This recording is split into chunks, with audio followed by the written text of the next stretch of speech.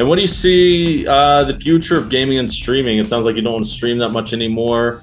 But I mean, it doesn't sound like you're going to quit video games anytime soon. And now you're interested in poker, it looks like. Oh, absolutely. I know you played a little bit in your when you were younger, not childhood.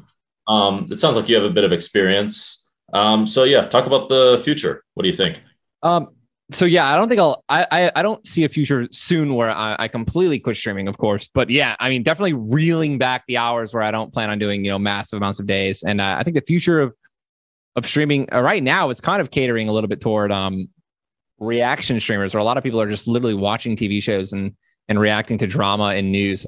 It's not my forte. I don't really like that. Again, I've always been a gamer. I love gaming. I start my stream and I'm literally in a game of Fortnite or whatever I'm playing within 5 minutes. I don't welcome the chat. I don't sit there and welcome the chat and talk and discuss topics and politics and things like that. I immediately want to get into the game and I want to, have fun and perform and entertain the way that I know how.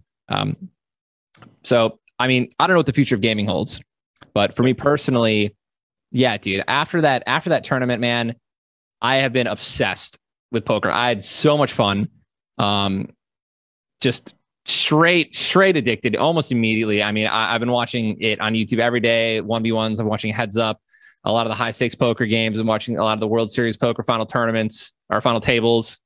My brother-in-law came and visited. We went to a poker room that's like 30, 45 minutes away. Local poker room is a $220 buy-in. Obviously, chump change, but I didn't care because I'm trying to learn how to play the game, right? I want more experience than just like playing online right now.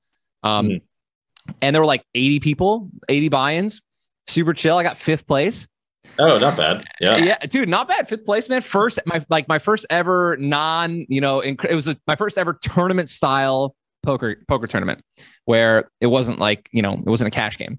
And that was, dude, it was invigorating. I loved it, man. I played fucking phenomenal. I didn't have a single bad beat. That's how I know I'm having a great day, or I'm just playing really good poker. Is like, I don't have any bad beats.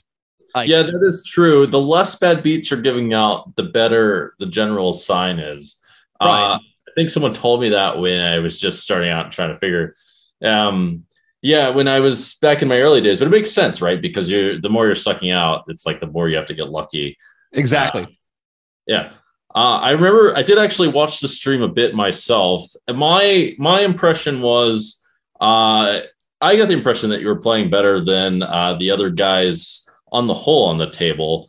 I'd have to I didn't watch the full stream, so I don't know but it seemed like with a background in gaming and with a bit of an obsessive personality, I'm sure you'll be able to figure out if you put in quite some effort. It's quite a bit different from other games in certain ways because you have to look at things very differently. It's if that makes some kind of sense. Yeah, no, it definitely does. My brother-in-law is he dealt poker for like 5 years. He absolutely loves poker. Like, he's obsessed with it. More than me, right? He's been doing the amount of hours he has into it is probably 1,000 times more what I have in terms of experience. And he was here for a week, and I was just playing online next to him for sometimes 4 or 5 hours in a row. And he was teaching me all these terms and things like that, because what I'm lacking right now are the technicalities and the terms. He's talking about range.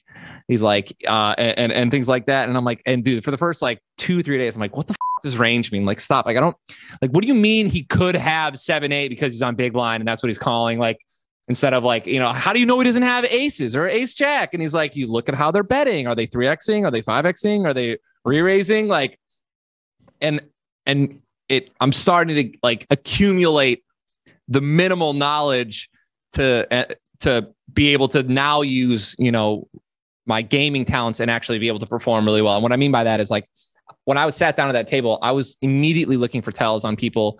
And I feel like I almost had pretty much everyone down instantly. Again, that night, my only bad beat that I remember that was just horrible was to fucking Mr. Beast to all in me because of what is it when you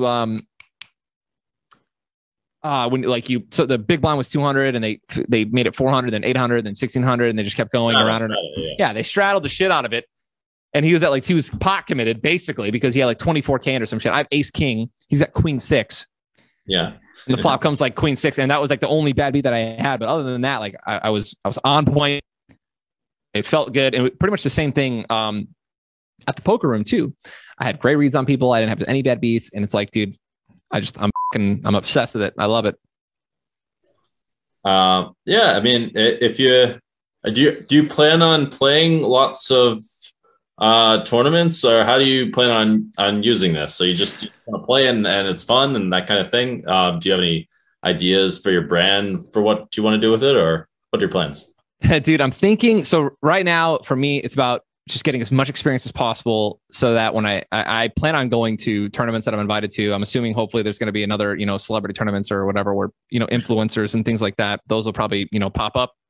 I think Phil Helmuth's already hit me up, and so is Jason, and like invited me to things, and I just don't want to get fucking swindled, right? I'm not trying to go to these tournaments and just get raked, $100,000 buy-in cash game, and I'm just getting railed.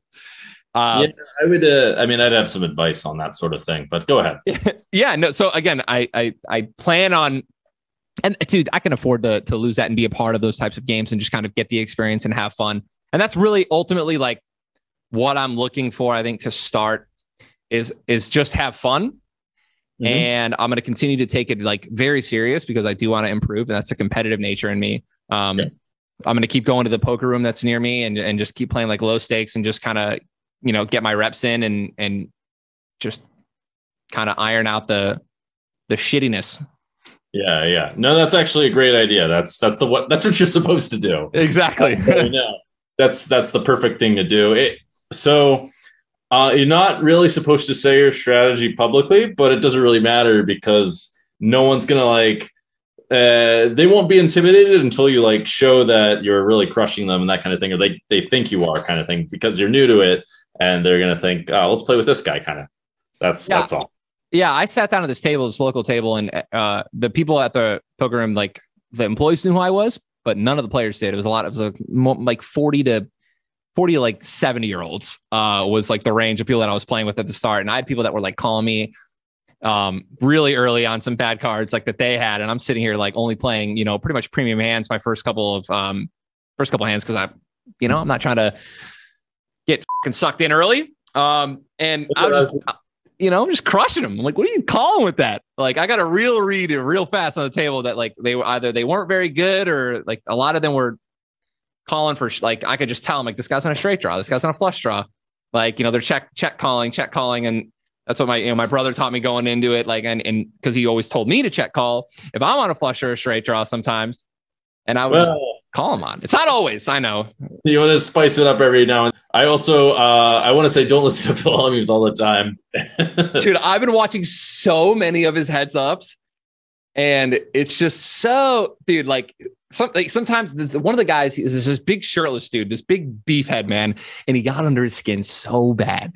Like he was like, Phil, he completely just full tilted, man. He was like making just ridiculous raises and random calls. And he ended up losing.